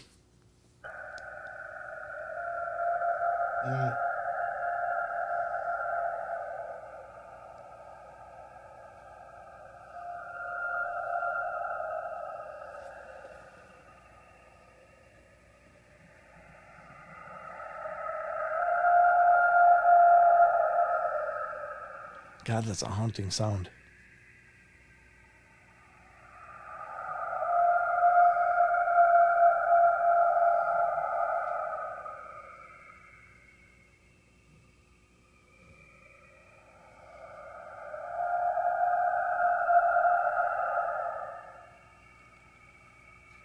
That's crazy, huh? Yeah. I can't think of anything else that might sound like that, though. Right. So that makes it, that does put it in the realm of, well, I don't know what the hell it is. I'll tell you what, if I was out in the woods and I heard that, I'd be out of the woods. Yeah. I'd just be like, yeah, I don't know what that is. Sorry, I just code browned. Yeah, exactly. There'd be a big fudge stripe right to my car. I wouldn't, I don't know. And again, it's fear is never probably the right response, but Sure. that's concerning seems as hell. appropriate. That's concerning as hell. Let's listen to that one more time. Yeah, go for it. Let's listen to it again, folks. Oh, this was from 2013. 2013. Yeah, it was dated on the 20th, so it's probably put up then.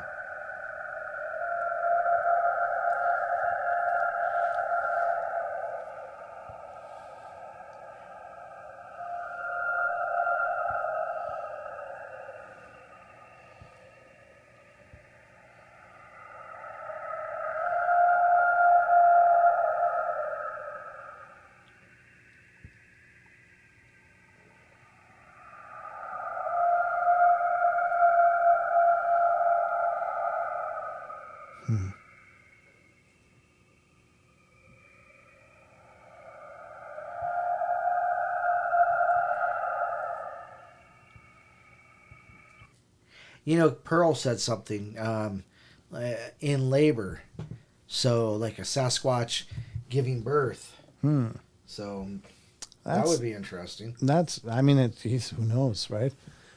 Somebody's thought it was maybe mountain lions. It's from the Browns property. It's releasing emotions. Let's see. I'm just looking at that. Ain't Bobcat. Aggravated progressive says. I'm looking at. There was somebody else said something. Just mountain lions screw. Oh yeah. Yeah. Okay. I can't repeat that. It's a family show, but yeah, I don't know. Whatever it is, it's mourning the dead. Maybe. Yeah. Maybe. Could it be a morning call? Yeah.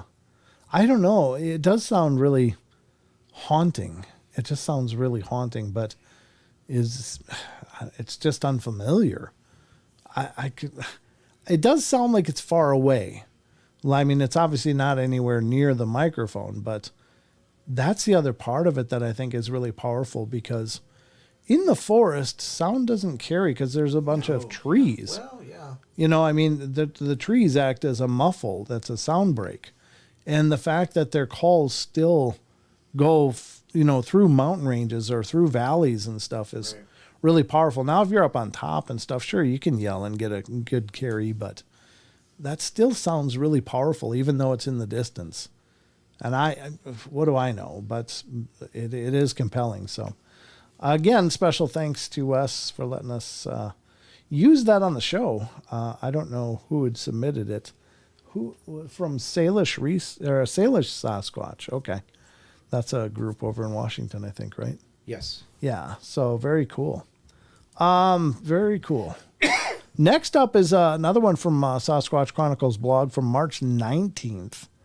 It literally shook the ground. Every time I read stuff like that, Don, I think of when we were up at that lake and something hit the ground and it Bloom really. Lake, yeah. Blue Lake? Bloom Lake. Right. Yeah, we went up there because that was a report from the BFRO of some kind of sighting happening up there. And it looks plenty squatchy up there, I'll tell you that.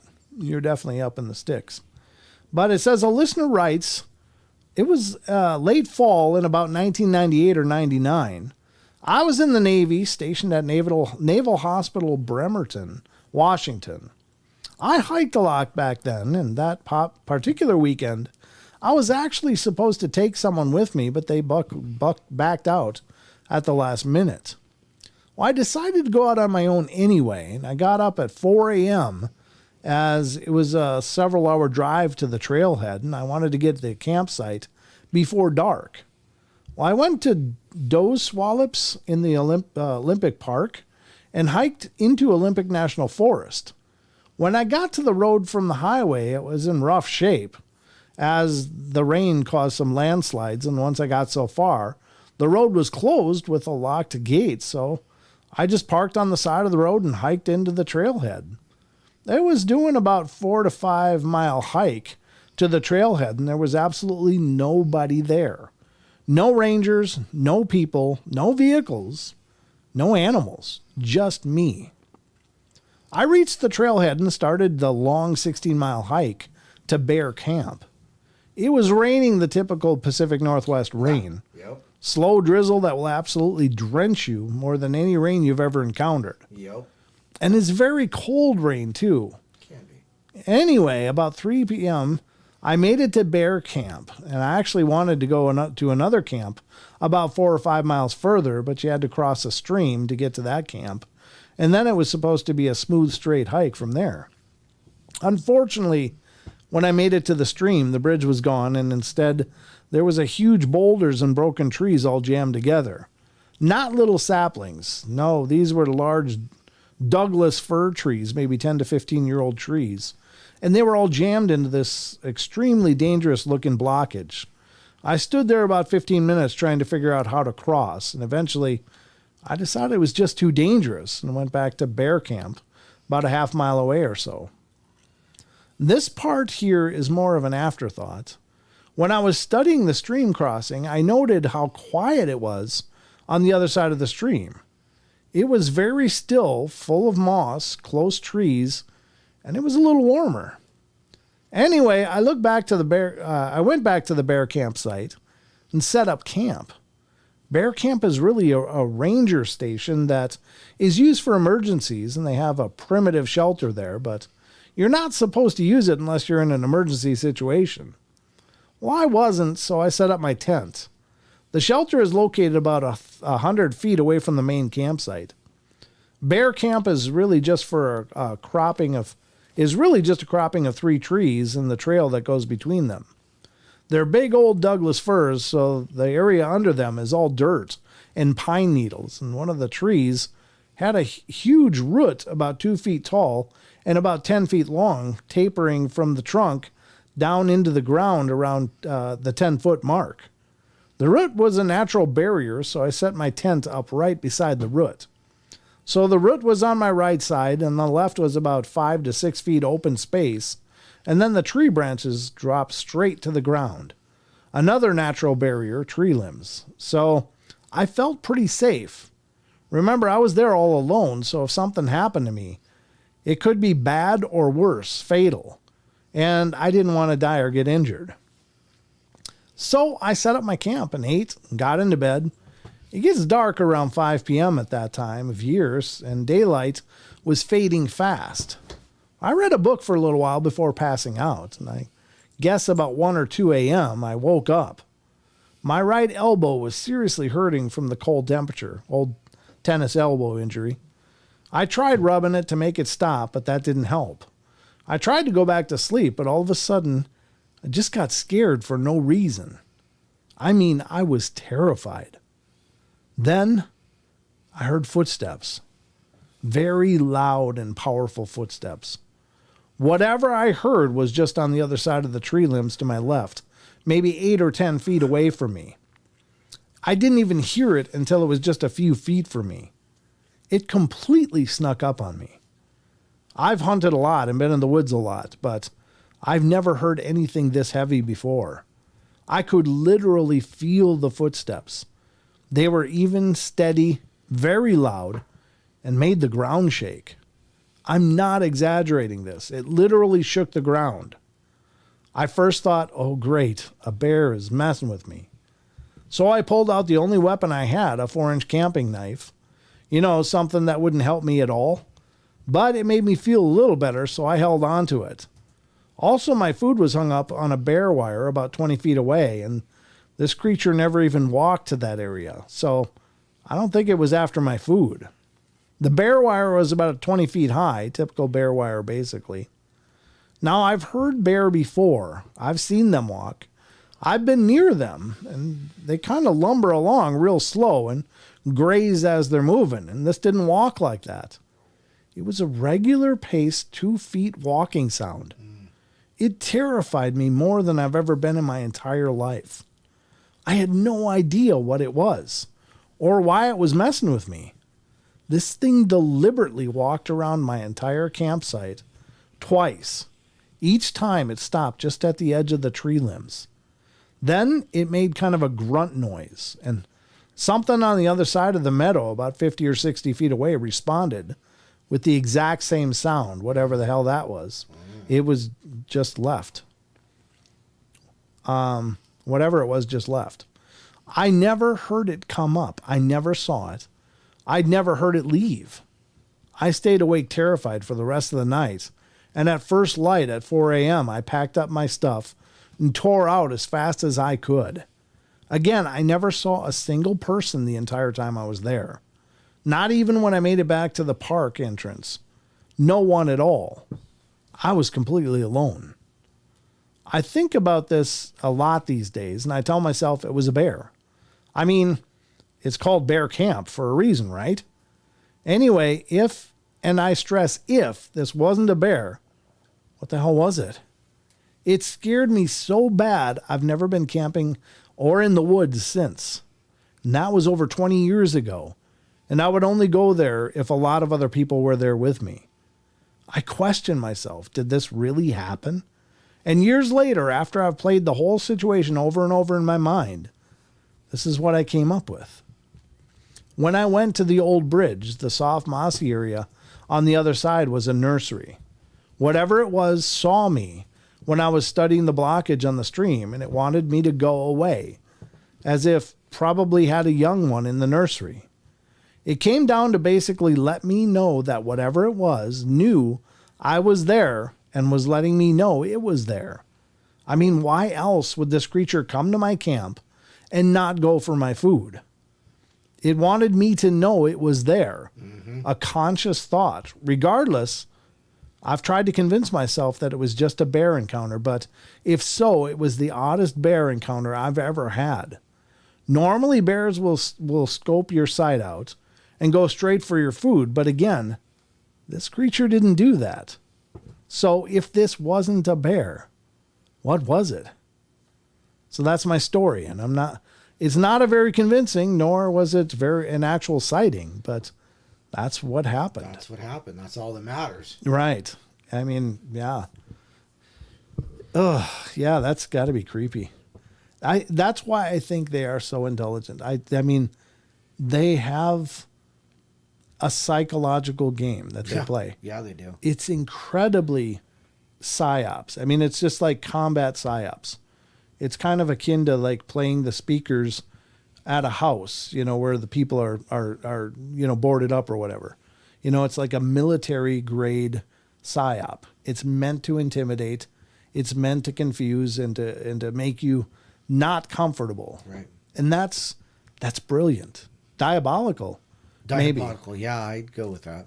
But I just think that, when they want you gone, they'll make sure you don't sleep. You will not get comfortable.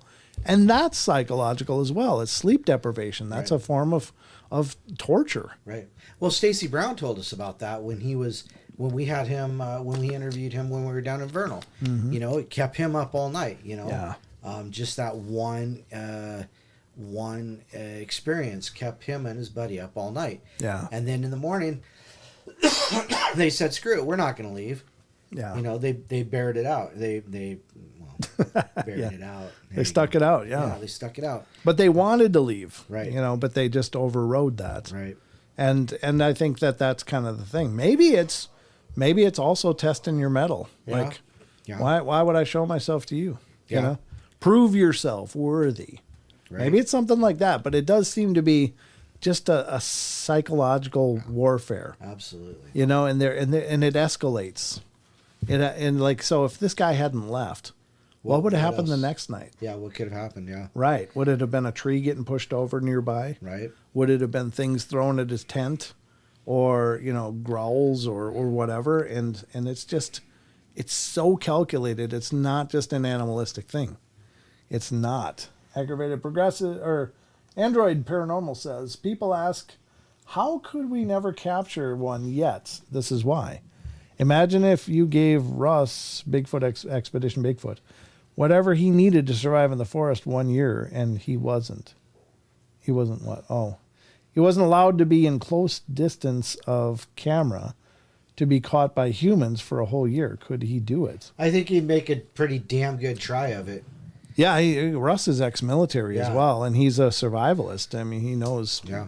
I mean, he's teaches classes on survivalism and such, and yeah, I mean, he's really a hell of a guy. That would be an interesting thing, though. But I think he could mostly stay away. As a matter of fact, when he did that presentation in Medellin Falls, he did the presentation of him in his G suit, and you couldn't see him. Remember, he put that picture up. Oh, we couldn't see the pictures. That's right. I couldn't see where we were that sitting. Sucks. Yeah. Yeah. But you got the video of it though. Yeah, but it's not a very good video, honestly. But he put this picture up of him in his ghillie suit, out in the forest. He says, "Where am I?" Yes, I remember that. Yeah. He's holding up one finger. That's all you can see of him. Yeah. But you can't really see it because he's so well, hidden. So. Right. Oh, geez, we should do shout outs. We should do shout outs. Go ahead. I got a little bit of a list here today, so I wonder if somebody's going to pop in while I'm talking. So I told him in the chat, I said, shout outs coming up because it's almost over. 12 Pearls is here. Hi, 12 Pearls. Hi, Pearls. Aggravated Progressive, Android Paranormal, Batman, Blue Cruise, Chucky Danger, Eliza just popped in, John Stevenson, Lily Pond, Luna Unicorn, Maggie's here. Hi, Maggie. Nathan Nate's here. Ninja Dave. Rachel gets it right. Sugar Britches. Naysay. Tracy Gale. And Wonder Woman. Mom was here earlier. So was Stacy and Jody from Private Eye Paranormal. Yep. And backroading with Jody and Stacy. Let's see here. Tracy Gale's here. Yeah, she said hi earlier. She's just being quiet and meditating to our voices. Absolutely. Actually, she was just being at peace until we said something, I'm sure. Let's see here. Ruthie, did I say Ruthie? Ruthie's here. Always got to say her. Let's see, and that's it. We're done. All right. Good night. Yes, unfortunately, ladies and gentlemen, we've reached the end of our journey tonight. So, hope you had a good time. Thank you so much. I'm sorry my energy level is a lot lower tonight. I'm just exhausted. I've been going for days now. And it's not really show stuff. It's just life stuff. Right? Yeah. Raking the lawn, cleaning. Yeah. Oh, I thought you said breaking the law. No, raking the lawn. Raking the lawn. Raking the lawn. Raking the lawn. Man. Yeah. I was out there, Don. I was getting all dangerous, raking the lawn. There you go. Yeah, no. I'm in the West Germer gardening club. Right? Yeah. He was out buying sod this morning. I know. He's like Mr. Green Jeans from Captain Kangaroo. Captain Kangaroo. Yeah, he's just like he's having a good time with his lawn. So anyway, if you follow Sasquatch Chronicles on Facebook, you'll know what I mean, or Wes himself. Yeah, he's always posting his latest adventures on his lawn. He's always talking so much BS. No, I mean, he's legitimately doing what he said. Well, that's true. Yeah. He is. Yeah, he posts pictures. Yep. All right. Well, anyhow, geez. That's it for us, folks. So, Don, anything in closing? Don't forget, get your Paranormal Portal gear at the Teespring store. Teespring. The link is in the description, folks. If you want to help support what we're doing, that's one great way you can do it. Also, like the stream, share the streams, let people know about the Paranormal Portal. Check out the podcasts. There is a playlist out there on all the major platforms, as well as on YouTube here. Just look for the podcast episodes. Yeah, there you go. Yep. And then you can check out all of season 4. So that's going to wrap it up for us, guys. So just remember, good night. We love you all. Be good, be kind, be nice.